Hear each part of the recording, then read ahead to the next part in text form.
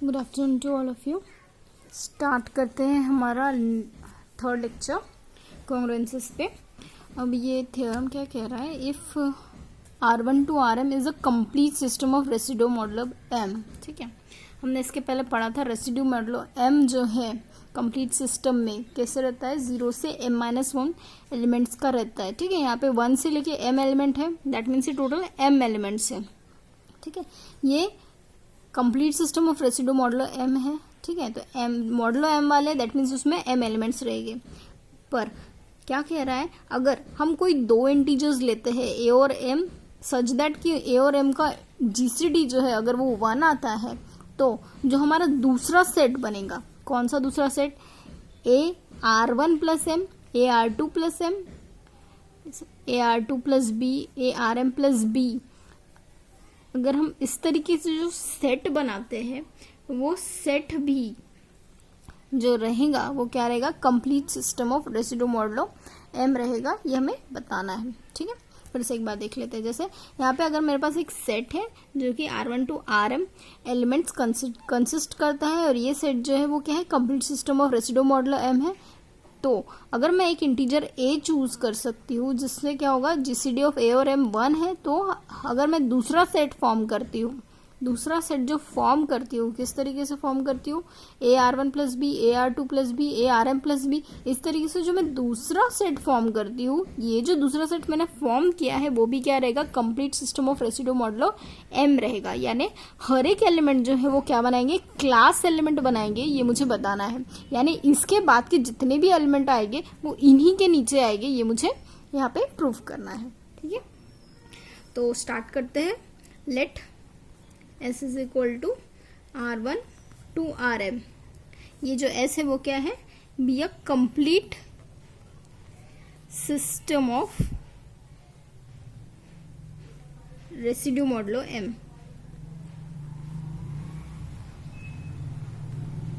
And हमें और क्या दिया हुआ है कि GCD between A and M is equal to 1। ठीक है, जिसमें A जो है where A is a positive integer. ठीक है, जो दिया हुआ है सेम हमने वही लिखा है। देन बाय द डेफिनेशन, ठीक है, by the definition of S। ठीक है, S क्या है हमारा, complete system of residue modulo M। तो S में क्या होगा, S में जितने भी एलिमेंट है वो एक दूसरे के बराबर नहीं होगा। यानी फर्स्ट एलिमेंट और मैं सेकेंड एलिमेंट लेती हूँ, सपोज मैं फर्स्ट एलिमेंट ले रही हूँ और सेकेंड एलिमेंट ले रही हूँ। ठीक है, तो फर्स्ट जो है 1 इक्वल टू 2 नहीं है ना, पहला एलिमेंट दूसरे एलिमेंट के बराबर नहीं होगा क्योंकि हर एक एलिमेंट जो है वो डिफरेंट रहता है, इसलिए I not equal to K रहेगा, है ना। I not equal to K रहेगा, इम्प्लाई क्या करेगा कि RI जो है वो नॉट इक्वल टू RK रहेगा। ठीक है, मॉडुलो M में। ठीक है, RI is not equal to RK modulo M रहेगा। ठीक है, तो हम लोग क्या करेंगे, डिनोट करेंगे दूसरा सेट T।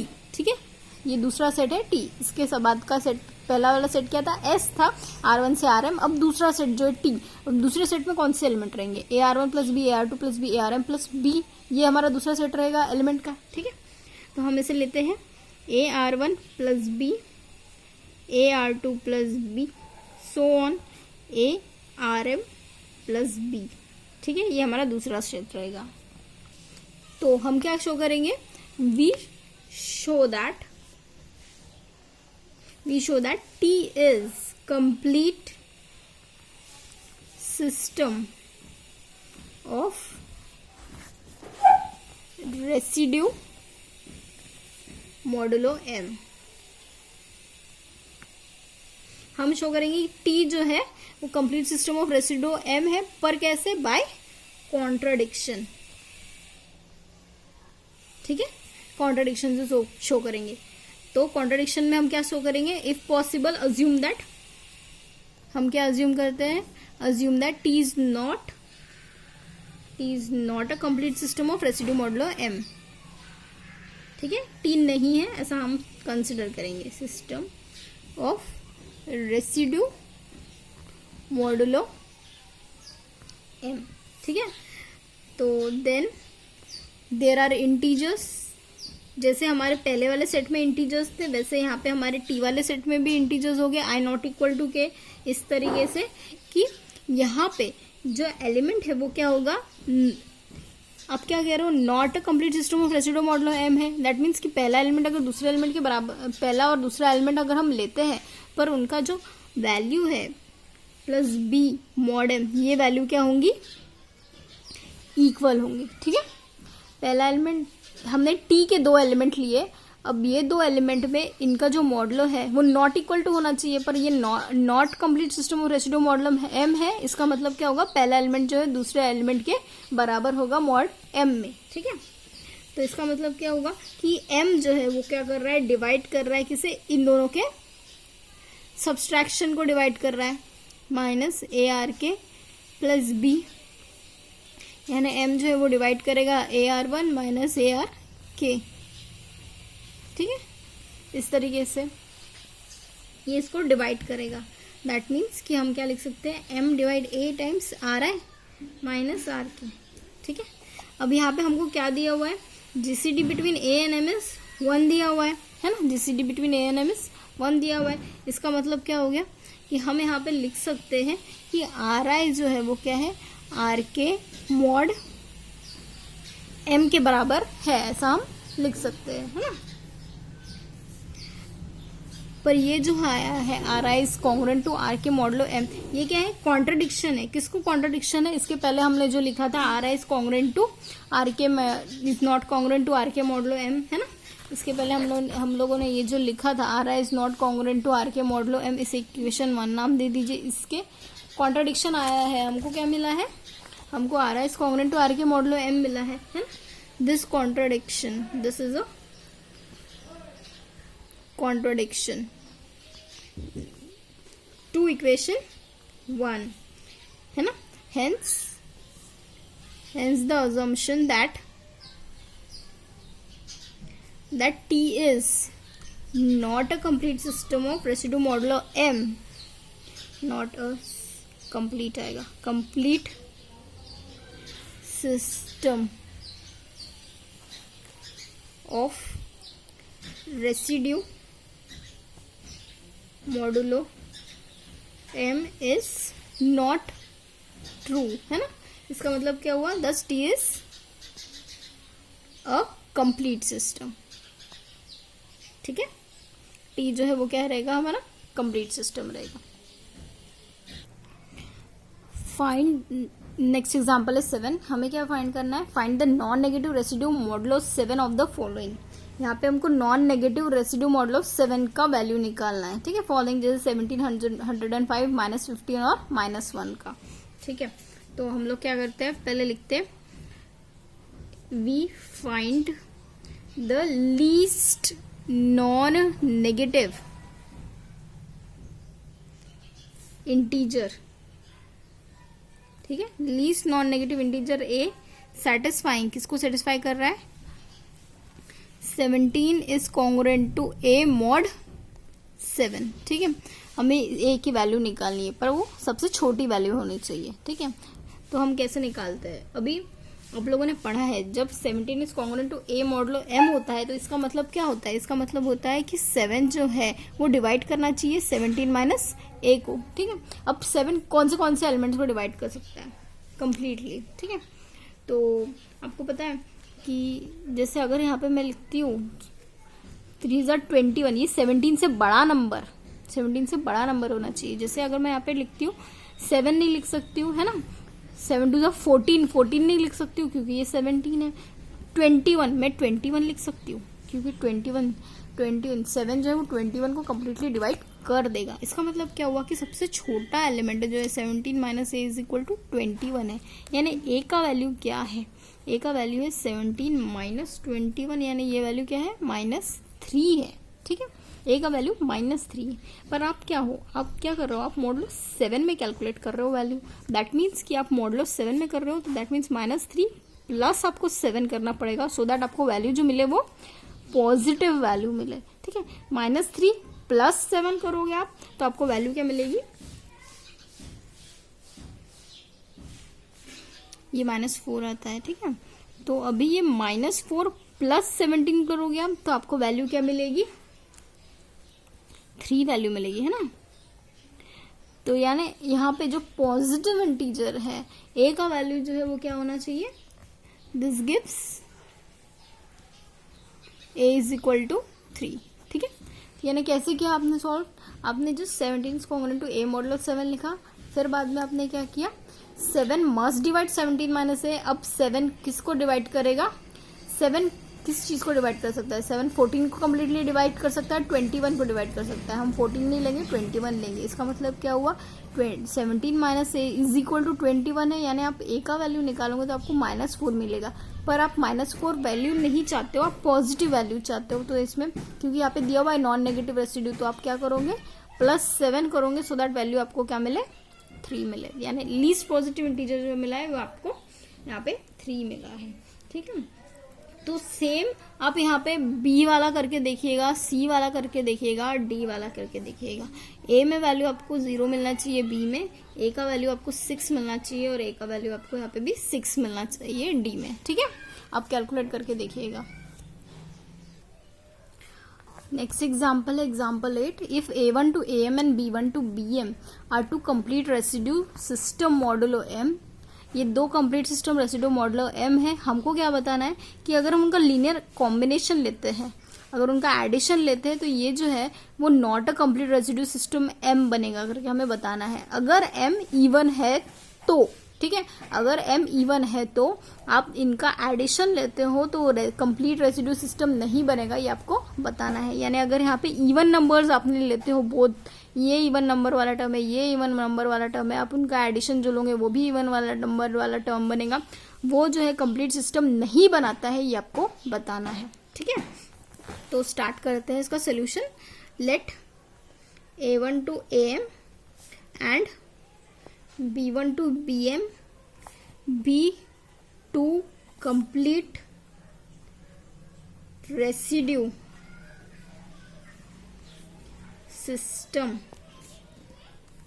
मॉडुलो M, ठीक है। तो जब आप वैल्यू लोगे समेशन के equal to 1 to M A K की, यानी ये इनका एडिशन आप ले रहे हो तो आपको क्या मिलेगा, समेशन के is equal to 1 to M, है ना, एक एलिमेंट के लिख दिया आपने। तो अब ये जो वैल्यू है M तक है, दैट मीन्स वो कहाँ से जाएगी, 1 2 सो ऑन, कहाँ तक जाएगी, M तक जाएगी। M है दैट मीन्स कि M नंबर ऑफ एलिमेंट उसमें रहेंगे। तो अब आपको पता है ये जो सम है उसे आप कैसे लिख सकते हो, M इंटू M+1/2 लिख सकते हो, ठीक है। और ये M इंटू M+1/2, उसमें आप M/2 बाहर लिख दो और ये M+1 क्या रहेगा, ये M+1 जो है वो क्या रहेगा, मॉड M का ही एलिमेंट रहेगा, मॉड M के बीच का एक एलिमेंट रहेगा। तो इसलिए मॉड M+1 की जगह हमने क्या लिखा, मॉड M। क्यों, रीजन क्या है, M+1 जो है वो बिलोंग करेगा किसमें, मॉड M में, ठीक है, इसलिए आपने लिखा ये वाला वैल्यू। तो सिमिलरली आप क्या करोगे, BK जो है, BK उसका समेशन आप कर रहे हो K is equal to 1 to M, तो इसका भी वैल्यू आपका क्या आएगा, summation K is equal to M/2 mod M आएगा, ठीक है। AK और BK का वैल्यू भी सेम आएगा। नेक्स्ट आप क्या करोगे, उन दोनों का एडिशन करोगे, K equal to 1 to M AK plus BK, ठीक है। तो AK प्लस BK करोगे तो क्या हो जाएगा, M हो जाएगा। ये M/2 और M/2 तो M मॉड M आएगा, है ना। और आपको पता है M mod M that means कि वो कंप्लीटली डिविजिबल हो गया एलिमेंट, यानी 0 मॉड M हो गया, है ना। तो M यानी 0 मॉड M हो गया, 0 मॉड M हो गया, M है ये, ठीक है, 0 मॉड M हो गया, है ना। अब हम क्या शो करेंगे, वी शो दैट A1 इनका एडिशन 0 हो गया। अब हम क्या शो करेंगे कि इनको जो लीनियर कॉम्बिनेशन हम लेते थे AM प्लस BM, ये not a complete system of residue modulo M है करके हम बताएंगे। Complete system of residue modulo M by contradiction method, ठीक है। तो हमें कॉन्ट्ररी अज्यूम करना पड़ेगा, है ना. इफ पॉसिबल अज्यूम दैट, हम अज्यूम करेंगे if possible assume that this is a complete system of residue modulo m.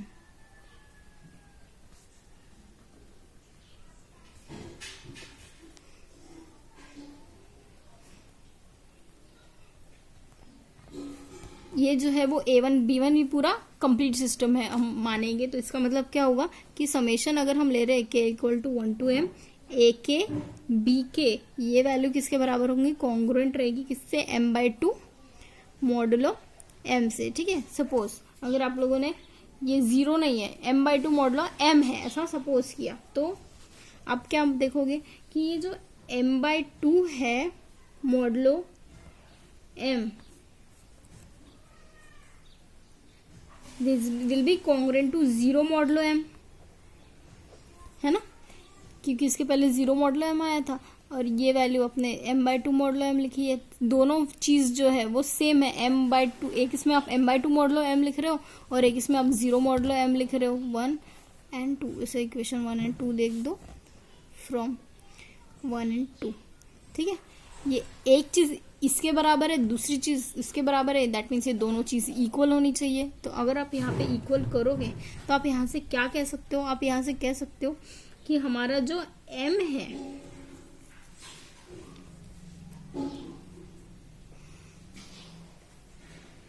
यहाँ पे जो हमारा m है वो क्या कर रहा है, डिवाइड, m जो है वो क्या कर रहा है, डिवाइड कर रहा है किसे, m/2 को डिवाइड कर रहा है. ठीक है.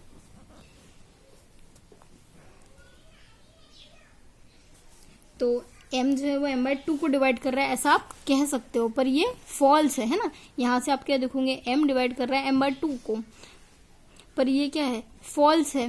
क्यों फॉल्स है, क्योंकि दिस इज नॉट पॉसिबल, ये सब पॉसिबल नहीं है.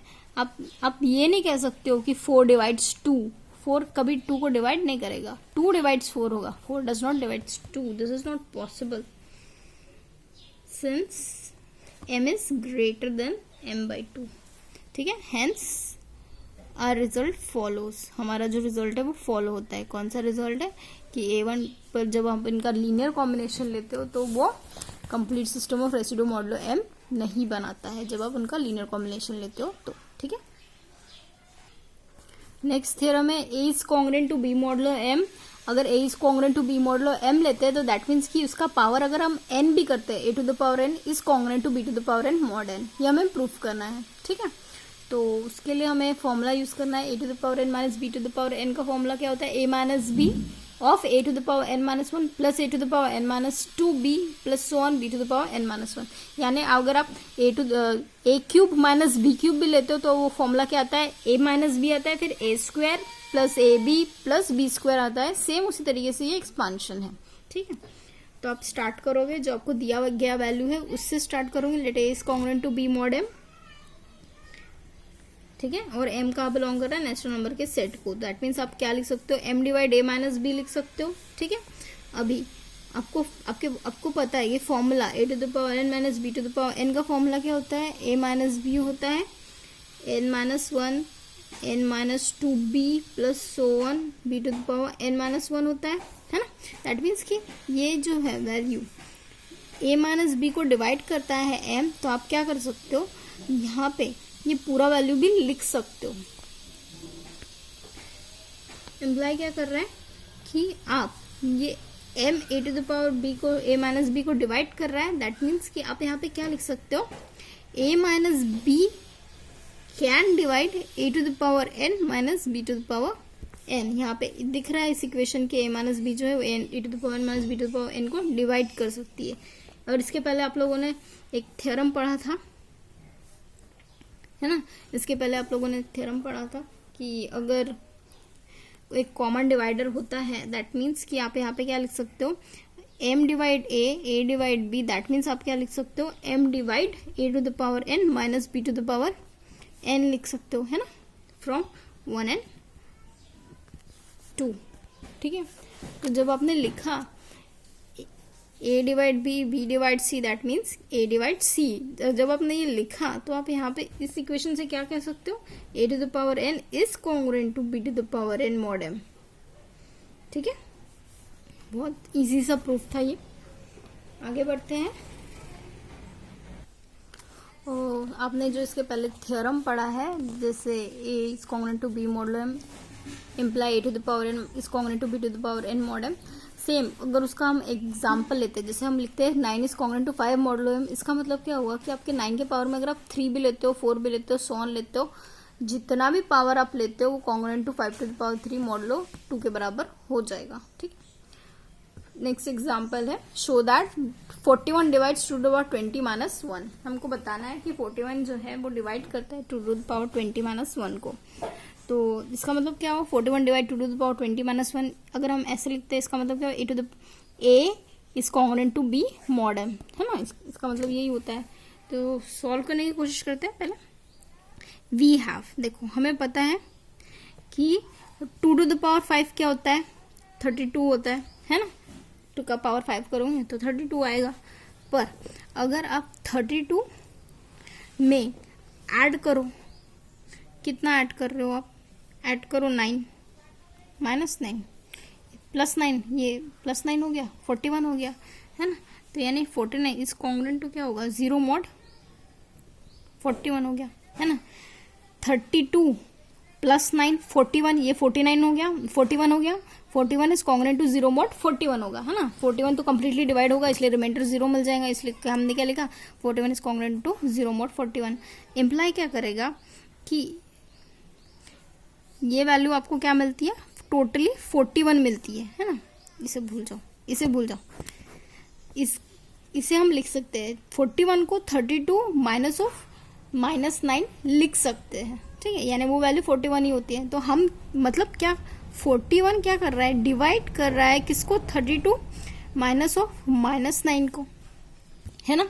तो हम इसे कैसे लिखते हैं, इसे अगर ए कंसिडर करें, इसे अगर बी हम कंसिडर करें, तो इसका मतलब क्या होगा, इसका मतलब ये होगा कि 32 इज कॉन्ग्रुएंट टू -9 मॉड 41। ठीक है, 32 का मतलब क्या होता है, 2 टू द पावर 5 होता है, -9 मॉड 41 होता है। ठीक है, तो आप क्या कर रहे हो, यहाँ पे फिर से पावर चढ़ाओ, 4 चढ़ाओ, 4 चढ़ाओ, मॉड 41 लो। ठीक है, आपने फिर से पावर चढ़ा दिया, तो आप यहाँ पे क्या देखोगे, 9 2 कितना होता है, 81। तो यानी यहाँ पे आप लिखोगे 81 का स्क्वायर भी आप कर रहे हो, मॉड 41। ये 2 का पावर क्या हो गया, 20 हो गया, 5 4 जा 20। ठीक है, दैट मीन्स आपने इतना लिख दिया। पर आपको एक चीज़ पता है कि अगर आप 81 लिखते हो, जैसे अगर 81 प्लस 1 किया आपने, तो आपको कितना मिलेगा, 82 मिलेगा। और 82 जो मिलता है वो क्या होगा, कंप्लीटली 82 को कौन डिवाइड करेगा, कंप्लीटली ये 82 है। ठीक है, ये 41 जो है वो 82 को कंप्लीटली डिवाइड करता है। ठीक है, तो दैट मीन्स कि आप यहाँ पे क्या लिख सकते हो, 41 मस्ट डिवाइड 81 माइनस ऑफ -1। ठीक है, दैट मीन्स इसका मतलब क्या होता है, इसका मतलब क्या होता है, 81 इज कॉन्ग्रुएंट टू -1 मॉड 41, है ना।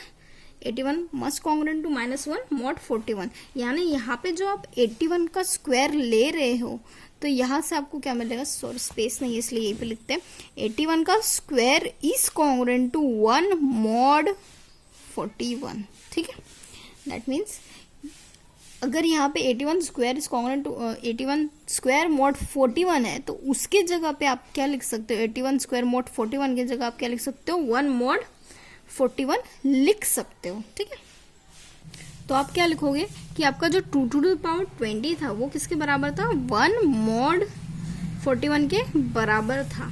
ठीक है, दैट मीन्स कि आप यहाँ पे क्या लिख सकते हो, 41 must divide 2 to the power 20 minus 1। ठीक है, और यही आपको प्रूफ करना था, show that 41 must divide 2 to the power 20 minus 1। इस तरीके से ये हमारा प्रूव होता है। ठीक है,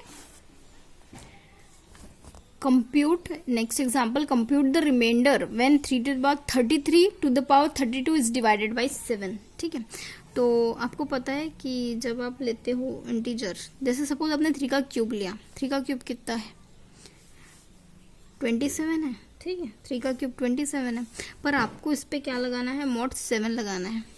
तो आपको पता है 7 4 28 होता है ना, 7 4 28 होता है, यानी यहाँ पे आप क्या लिखोगे, -1 लिखोगे mod 7, ठीक है, क्योंकि यहाँ पे आप +1 -1 करोगे तो 28 कम्प्लीटली डिवाइड हो जाएगा, -1 बचेगा, है ना।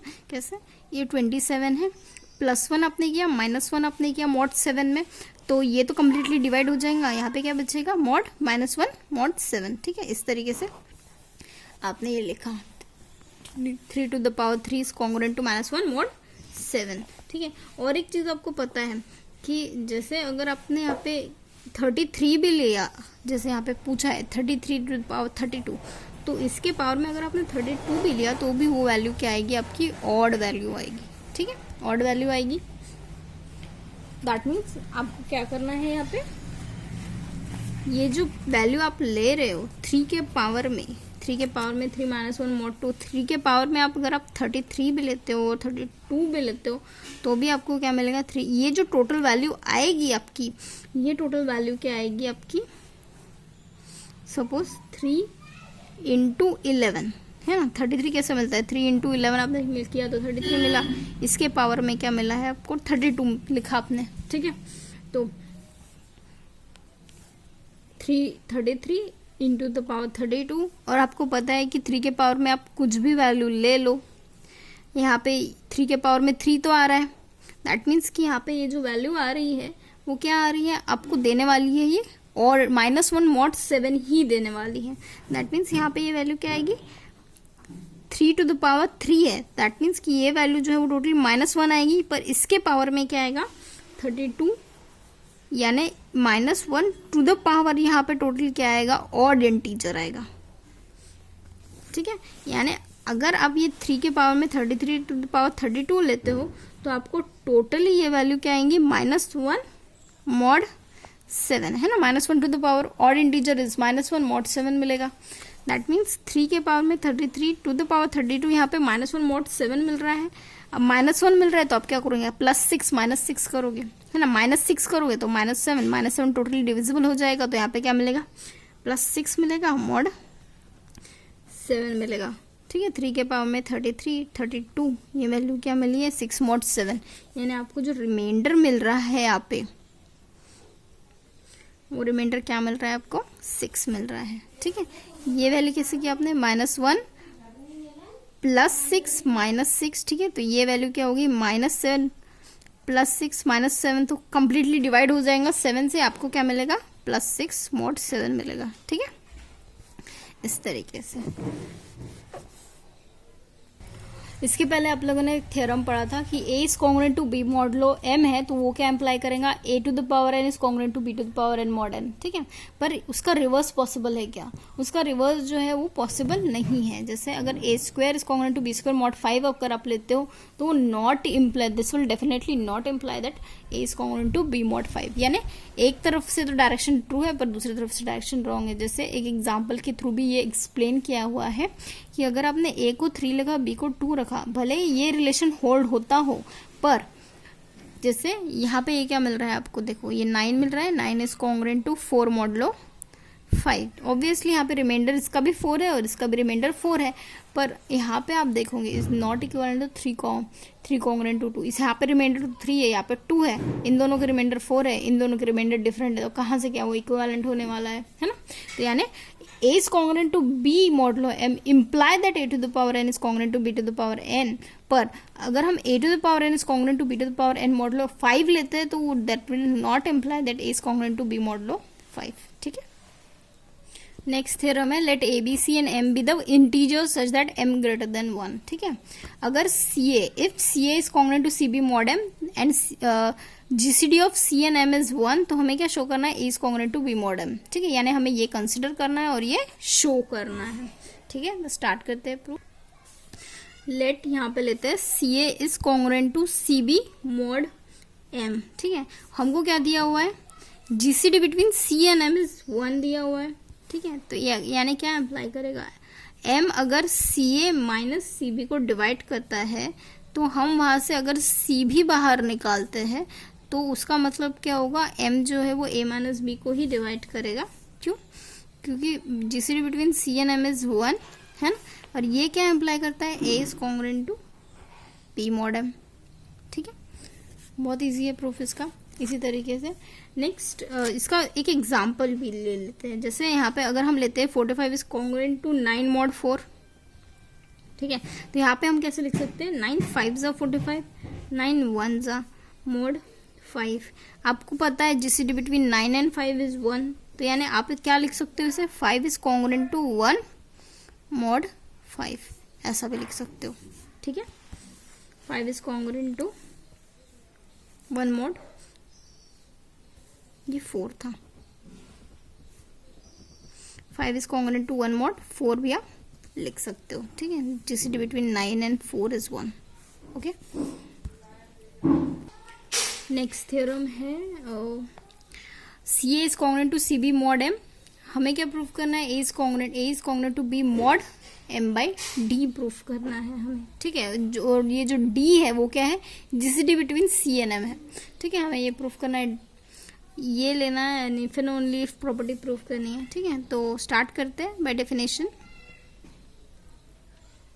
सी ए जो है वो क्या है, कॉन्ग्रुएंट है सी बी मॉड एम से, है ना, ये हमको दिया हुआ है। तो हम इसे कैसे लिखेंगे, if and only if M यहाँ पे क्या करेगा, डिवाइड करेगा सी ए माइनस सी बी को। ठीक है, इफ एंड ओनली इफ आप यहाँ पे क्या कर रहे हो, आप ये सी बाहर निकाल रहे हो, तो यहाँ पे ए माइनस बी बच रहा है एम। ठीक है, इसमें कोई चेंज नहीं आएगा। पर अगर आप यहाँ पे डी से डिवाइड करते हो तो भी कोई चेंज नहीं आएगा, क्योंकि दोनों तरफ आपने डी से डिवाइड किया है। क्यों, यहाँ पे जो डी है वो क्या है, सी और एम का जीसीडी है, और जो कि ग्रेटर देन 0 है, तो आप डिवाइड कर सकते हो, है ना। और ये जो है एम बाई डी और सी बाई डी, ये दोनों क्या रहेंगे, इंटीजर ही रहेंगे, फ्रैक्शन नहीं रहेंगे, तो आप ऐसा डिवाइड कर सकते हो। ठीक है, तो इफ एंड ओनली यहाँ पे क्या लिख सकते हो, M by D is divisible by A minus B. क्यों आपने ऐसा कहा, देखिए यहाँ पे d is equal to C by M था, और आपने इसके पहले पढ़ा है कि अगर आपने C by D M by D लिया तो इसका जीसीडी कितना आता है, 1 आता है ना। तो यानी इन दोनों का जीसीडी अगर 1 आ रहा है, दैट मीन्स कि ये वैल्यू आप हटा सकते हो। तो यानी आपने क्या लिखा, M by D is congruent to A minus B. अगर आप लिखते हो M by D is congruent to A minus B, तो यानी इसका मतलब क्या होता है, A is congruent to B mod of M by D, है ना, यही होता है इसका मतलब। ठीक है, इस तरीके से ये थ्योरम प्रूव होता है। ठीक है, एक एग्जांपल, जैसे इस थ्योरम से रिलेटेड एक एग्जांपल बताती हूँ। जैसे C A is congruent to C B mod M है, तो उसे हम A is congruent to B mod M by D कैसे लिख सकते हैं। जैसे अगर मैं लेती हूँ suppose 66 is congruent to 18 mod 8। ठीक है, यहाँ पे देखिए 8, यहाँ पे रिमाइंडर आपको कितना मिल रहा है, यहाँ पे रिमाइंडर आपको कितना मिल रहा है, 8 1 8 2 16, यानी आपको रिमाइंडर 2 मिल रहा है, यहाँ पे भी आपको रिमाइंडर 2 मिल रहा है। ठीक है, तो आप इसे अगर लिखते हो 6 into 11 is congruent to 6 into 3 mod 8, इस तरीके से आपने लिखा। ठीक है, तो आप यहाँ पे क्या देखते हो कि जीसीडी बिटवीन 6 एंड 8 इज 2, 6 और 8 के बीच का जीसीडी कितना है, 2 है। तो यानी आप इस इक्वेशन का, थ्योरम का यूज करके आप कैसे लिख सकते हो, 11 is congruent to 3 mod of 8 by D, कितना आया है हमारा 2, है ना। तो यानी यहाँ पे हम क्या लिख सकते हैं, 11 इज कॉन्ग्रुएंट टू 3 मॉड 4। इस तरीके से आप इस थ्योरम का यूज कर सकते हो। ठीक है, चलो मिलते हैं फिर नेक्स्ट लेक्चर में। हमारे स्टडी कीजिए, पढ़ाई कीजिए। ठीक है, बाय।